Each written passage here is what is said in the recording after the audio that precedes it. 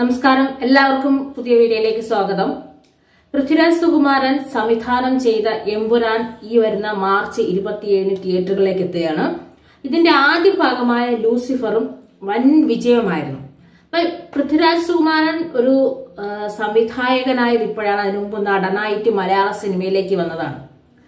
നന്ദനം എന്ന് പറഞ്ഞ സിനിമയില് ഇങ്ങനെ ഒരു വലിയ കോരിച്ചിരിയുന്ന മഴയത്ത് എന്റെ കുട്ടി വന്നോ എന്ന് പറഞ്ഞു, അമ്മമ്മേ ഞാനാ മനു എന്ന് പറഞ്ഞ് മലയാളം ഇൻഡസ്ട്രിയിലോട്ട് കയറിയ വ്യക്തിയാണ് പൃഥ്വിരാജ് എന്ന് പറയുന്നത്. അന്ന് മുതൽ ഇങ്ങോട്ട് മലയാള സിനിമയിലെ നാഴികക്കല്ലായ ഒട്ടേറെ ചിത്രങ്ങൾ ചെയ്യാനുള്ള ഭാഗ്യം അദ്ദേഹത്തിന് ലഭിച്ചിട്ടുണ്ട്. ഒരുപക്ഷെ അന്ന് സിനിമയിലോട്ട് കയറി വന്നപ്പോൾ ആരും വിചാരിച്ചു കാണില്ല ഒരു മലയാളം ഇൻഡസ്ട്രിയിൽ തന്നെയുള്ള ഒരു ബ്രഹ്മാണ്ഡമായൊരു ചിത്രം, അതും മലയാളത്തിന്റെ മോളിവുഡിന്റെ താരരാജാവായ ലാലേട്ടനെ വച്ചാണ് സിനിമ ചെയ്യാൻ പോകുന്നതെന്നും അതുപോലെ ലേഡീസ് സൂപ്പർ സ്റ്റാറായ മഞ്ജു വാര്യർ ആ സിനിമയിൽ ഉണ്ടാകുമെന്ന്, അന്ന് മഞ്ജു വാര്യർ അഭിനയത്തിലേക്ക് തിരിച്ചു വരുമെന്ന് പോലും ആരും പ്രതീക്ഷിച്ചിരുന്ന സമയമല്ല. പക്ഷെ കാലത്തിന്റെ മാറ്റത്തിൽ മഞ്ജു വാര്യർ വീണ്ടും സിനിമയിലേക്ക് എത്തി. അതുപോലെ ലാലേട്ടന്റെ രണ്ടുപേരും ചേർന്നൊരു സിനിമ എടുക്കാനും പൃഥ്വിരാജിന് കഴിഞ്ഞു. മാണിക്കക്കല്ലിലെ അധ്യാപകനായിട്ടും അതുപോലെ തന്നെ ജനഗണമനയിലെ പട്ടിയെ കൊന്നാൽ ജനഗണമനയിലെ നമ്മുടെ വക്കീല് പട്ടിയെ തല്ലിക്കൊന്നാൽ ചോദിക്കാനുള്ള ഈ കാലത്ത് മനുഷ്യനെ തല്ലിക്കൊന്നാൽ ചോദിക്കാൻ ഒരു പട്ടിയുമില്ല എന്ന് പറയുന്ന ആ ഒരു വലിയ വികാരഭരിതമായ ഡയലോഗ് പറഞ്ഞ വക്കീലായിട്ടും പിന്നെ എന്നുവെപ്പോഴ ഡോക്ടറായിട്ടും അതുപോലെ നമുക്ക് തന്നെ കാലങ്ങൾക്ക് ശേഷമുള്ള സൗഹൃദങ്ങളെല്ലാം പുതുക്കണമെന്ന് തോന്നിയ ക്ലാസ്മേറ്റ്സ് എന്ന് പറയുന്ന ചിത്രത്തിൽ നമ്മളൊക്കെ വളരെ കുട്ടിക്കാലത്തിന്റെ ആ ഒരു സമയത്ത് നമ്മളിങ്ങനെ സൗഹൃദങ്ങളൊന്നും തിരിച്ച് വരുമെന്നൊന്നും പ്രതീക്ഷിക്കാത്ത സമയത്ത് നമ്മൾ ഈ റീയൂണിയൻ എന്ന് പറഞ്ഞൊരു ഭാഗം വളരെ കൊച്ചു കുട്ടികൾ മുതൽ വളരെ വലിയ 80 പേരുള്ള പഠിച്ചിരുന്നവര്, 90കളിലെ കോളേജ് വിട്ടവര്, അങ്ങനെയുള്ളവരൊക്കെ തിരിച്ചു വരാൻ കാരണമായ സിനിമയെ ക്ലാസ്മേറ്റ്സിലെ സുഗുനെ, പിന്നെ എന്താ പറയുന്ന ഒരു കോളേജിലെ ഒരു വിമൻസ് കോളേജിനെ മൊത്തം ഇളക്കി മറിച്ച് നടന്ന ഒരു ചോക്ലേറ്റ് പയ്യനായിട്ട് വന്ന ചോക്ലേറ്റിലെ ആ ക്യാരക്ടർ ചെയ്തതും, അങ്ങനെ ഒട്ടേറെ വേഷങ്ങൾ ചെയ്തു. എല്ലാം നല്ല പക്വതയും പാകതയോടുകൂടി എല്ലാ വേഷങ്ങളും ചെയ്തു.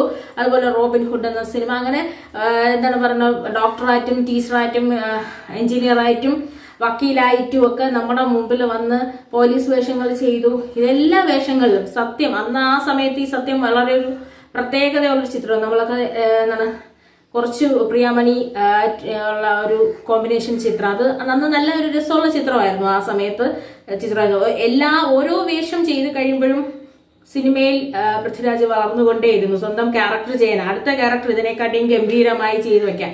നമുക്ക് എല്ലാവർക്കും പ്രിയപ്പെട്ട ഒരു ക്യാരക്ടറായിരുന്നു മാണിക്കക്കല്ലിലെ സ്കൂൾ അധ്യാപകൻ. അങ്ങനെ ഒരു അധ്യാപകൻ നമ്മുടെയൊക്കെ ജീവിതത്തിൽ എത്തിയെങ്കിലെന്ന് നമ്മളൊരു കാലത്തൊക്കെ ആഗ്രഹിച്ചിരുന്നു.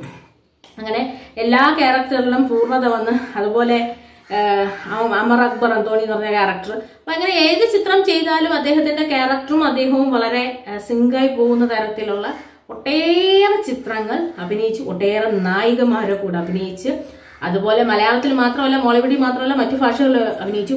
ഇപ്പൊ നമ്മള് കാത്തിരിക്കുന്നത് മസൂദിനെ കാണാനാണ്. കാര്യം സെയ്ദ് മസൂദ് നമ്മള് ലൂസിഫറെ കണ്ടു, ഇനി അടുത്ത് എമ്പുരാനിലെ മസൂദിനെ കാണാനാണ്. ഇനി വരുന്നുണ്ട് വിലായത് ബുദ്ധ മുതൽ അങ്ങോട്ട് ഒട്ടേറെ ചിത്രങ്ങൾ വരുന്നുണ്ട്. എന്നാലും ലൂസിഫറിന്റെ ഈ മൂന്ന് സീക്വലുള്ള സിനിമയിലെ രണ്ടാം സീക്വൽ സെയ്ദ് മസൂദിനെ അറിയാൻ, മസൂദിന്റെ ബാല്യകാലം അതിലുണ്ട്, അമ്മയുണ്ട്, അങ്ങനെ മസൂദിനെ അറിയാൻ കാത്തിരിക്കുകയാണ്. അപ്പൊ ഇതുവരെയുള്ള സിനിമാ ജീവിതം തുടക്കത്തിൽ ഒന്നുമില്ലാതെ കയറി വന്ന ഒരു സാധാരണ ഒരു വേഷം കൈകാര്യം ചെയ്ത് കയറി വന്ന അന്ന് മുതൽ ഇതുവരെയുള്ള എല്ലാ ചിത്രങ്ങളും ഗംഭീരമായ രീതിയിൽ തന്നെ അഭിനയിച്ച് ഇപ്പോൾ മലയാള സിനിമയിലെ സംവിധായകർ എന്ന് പറയാം. മലയാള സിനിമയിലെ സംവിധായകർക്ക് ഒരുപക്ഷെ എന്നും നടന്മാരെക്കാട്ടി ഒരു കുറച്ചുപടി മേലെ സ്ഥാനം കൊടുത്തിട്ടുള്ളവരാണ്. അത് നടന്മാരുൾപ്പെടെ പറഞ്ഞിട്ടുണ്ട്. മെഗാസ്റ്റാർ മമ്മൂക്ക ഉൾപ്പെടെ പറഞ്ഞിട്ടുണ്ട്, ലോഹിതദാസിന് എന്നെ വേണ്ട, ഭരതൻ എന്നെ വേണ്ട, ആർക്കും വേണ്ട, നടന്മാർക്കാണ് സംവിധായകർ ആവശ്യമെന്ന് പൊതുവെ ഒരു മലയാളം ഇൻഡസ്ട്രിയിൽ പറയാറുണ്ട്. സംവിധായകർക്ക് ഒരുപടി മേലെ ആൾക്കാരെക്കാട്ടിയാരെ നമ്മുടെ നടന്മാരെക്കാട്ടിയൊക്കെ ഒരു പൊടി മേലെ സ്ഥാനം കൊടുത്തിട്ടുണ്ട്. അങ്ങനെ ആ മേലെ സ്ഥാനം നായകനിൽ നിന്ന് മാറി സംവിധായകനിലുമായിട്ട് പൃഥ്വിരാജ് എത്തി. പൃഥ്വിരാജ് സുകുമാരൻ എന്ന് പറയുന്ന നടന്റെ അല്ലെങ്കിൽ ആ സംവിധായകന്റെ മികവ് തന്നെയാണ് ലൂസിഫർ എന്ന് നമ്മൾ വർഷങ്ങൾക്ക് മുമ്പ് തിരിച്ചറിഞ്ഞു. ഇപ്പം ഈ ചിത്രം അതിനെക്കാട്ടിയും കൂടുതൽ ഗംഭീരമായി എടുക്കുകയും ഈ ചിത്രത്തിന്റെയും മേന്മ അദ്ദേഹത്തിന്റെ സംവിധാന മികവ് തന്നെയാണെന്ന് എല്ലാവരും ക്യാരക്ടർ റിവ്യൂ നടത്തിയപ്പോൾ എല്ലാവരും പറഞ്ഞിരുന്നു.